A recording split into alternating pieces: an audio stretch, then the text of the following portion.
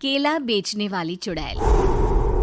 एक बार की बात है, जादूपुर नाम के एक गांव में करतब दिखाती एक औरत एक रेड्डी के लिए गांव में आती है। आइए आइए मेहरबान कदरदान, खाइए रोहड़ा के ताजे ताजे केले। कभी खाए नहीं होंगे ऐसे केले, पीले पीले केले खाइए।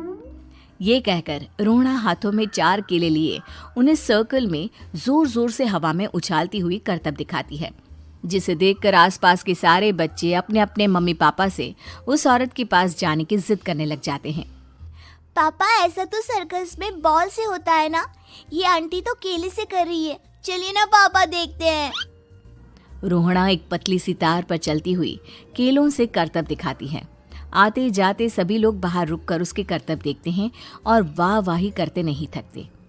जैसे ही एक आदमी पास आकर उसे पैसे देने लग जाता है, तब वो कहती है, अरे नहीं नहीं साहब, मैं करतब तो बच्चों के मन को बहलाने के लिए करती हूँ। धंधा तो मेरा केले का है। पीछे देखो मेरी रिड्डी, जो भी मेरे केले खाएगा मेरी तरह चुस्त दुरुस्त और तंदुरुस्त हो जाएगा। पता चलता है क्या कि मेरी उम्र 55 की है। अरे पर ऐसे ठंड के मौसम में कोई केला क्यों खाएगा? ये ऐसे वैसे केले नहीं है साहब, ये शरीर में गर्मी देते हैं। ठंड को दूर भगाए जो भी रोहिणा के केले खाए। पापा, अगर मुझे केले नहीं मिले तो मैं घर नहीं जाऊंगी। तभी उसके पापा कहते हैं कि बेटा, केले ठंड में कभी गर्मी नहीं देते। ये सब कहने की बातें हैं, सामान बेचने का तरीका है इनका। पर पिंकी नहीं मानती। मैं केले खाऊंगी। पिंकी की जिद के आगे नत्थू हार जाता है और उसे केले खरीद कर दे देता है। पिंकी खुश होकर केले घर ले आकर खाती है। अब मैं भी करतब करूंगी, कितना मजा आएगा।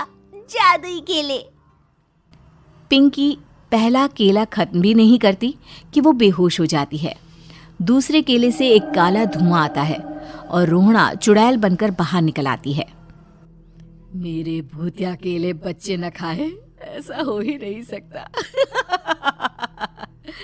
जादूपुर वालों, कब तक बचोगे? आ गई हूं मैं रोहड़ा, जिसका कोई नहीं कर सकता सामना। रोहड़ा पिंकी को गोद में उठाकर काले धुएं में कहीं गायब हो जाती है। शाम के वक्त नत्थू घर लौटता है और पिंकी को घर में ना पाकर उसकी माँ से कहता है, माँ पिंकी कहाँ है? अरे बेटा, उसे तो तू सुबह करतब दिखाने ले गया था ना, फिर कहाँ वापस आए तुम दोनों? मुझे लगा तू उसे अपने साथ मंडी ले गया होगा। हे भगवान, मेरी बच्ची कहाँ गई? मैं उसे घर ही तो छोड़कर गया था माँ। नत्थू गांव के घर कोने में अपनी बेटी को ढूंढता है, पर उसे वो कहीं नहीं मिलती। परेशान होकर आखिर रो रो कर नत्थू हिम्मत हार कर घर लौट आता है। अगली सुबह रोहड़ा फिर से करतब दिखाने आती है और इस बार पिंकी की तरह रोनी केले खरीद लेता है। 50 रुपए दिए थे पापा ने, सारे पैसों की मैंने केले खरीद लिए हैं। अब मैं भी आंटी की तरह ही करतबबाज बन जाऊंगा। यही सोचते हुए रोनी केले खाता है और पहला अकेला केला आधा खत्म भी नहीं करता कि चुड़ैल उसके सामने आ जाती है। मेरे साथ चलने का समय आ गया है रोनी। ये तो बस शुरुआत है। अब इस गांव के सारे बच्चे धीरे धीरे मेरे कब्जे में होंगे, एक बच्चा भी नहीं बचेगा। ये कहकर रोना रोनी को गोद में लेकर काले धुएं में अदृश्य हो जाती है। इसके बाद हर रोज गांव में से कोई ना कोई बच्चा गायब होता, पर ऐसा क्यों हो रहा है किसी को भी समझ में नहीं आ पा रहा था। रोज की तरह अपनी बेटी पिंकी की तलाश में नत्थू गांव के एक तालाब के पास बैठा रो रहा था। कहाँ गई मेरी पिंकी? शकुंतला के जाने के बाद एक वही तो मेरा सहारा थी। अरे उसकी आत्मा कोस रही होगी मुझे कि मैं अपनी बच्ची को संभाल भी नहीं पाया। नत्थू ये कहता हुआ रो ही रहा था कि तभी तालाब में से उसे शकुंतला की आवाज सुनाई देती है। कहाँ थी तुम शकुंतला? हमारी बच्ची और सारे गायब हुए बच्चे रोहड़ा के कब्जे में हैं। वो बच्चों को जो केले देती है उससे बच्चे बेहोश हो जाते हैं और उसके कब्जे में आ जाते हैं और वो उन्हें ले जाकर काली दुनिया में ले जाती है। पर वो ऐसा क्यों कर रही है? ये मैं नहीं जानती, पर उस दुनिया का रास्ता मैं आपको बता सकती हूँ।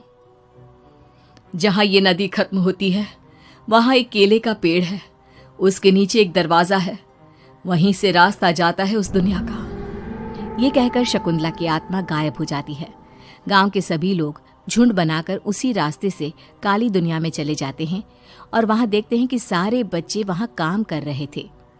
पापा मुझे ले चलो यहाँ से। पापा पापा। सभी बच्चे अपने मम्मी पापा से लिपट जाते हैं। तो तुम लोग यहां तक आ गए? क्यों हमारे बच्चों को पकड़ लिया तूने? तुझे शिकार ही बनाना है तो ले, हम सब आ गए हैं, हमें खा ले। नहीं, मुझे बच्चे चाहिए। मेरे बच्चे के बदले तुम लोगों के बच्चे। क्या मतलब?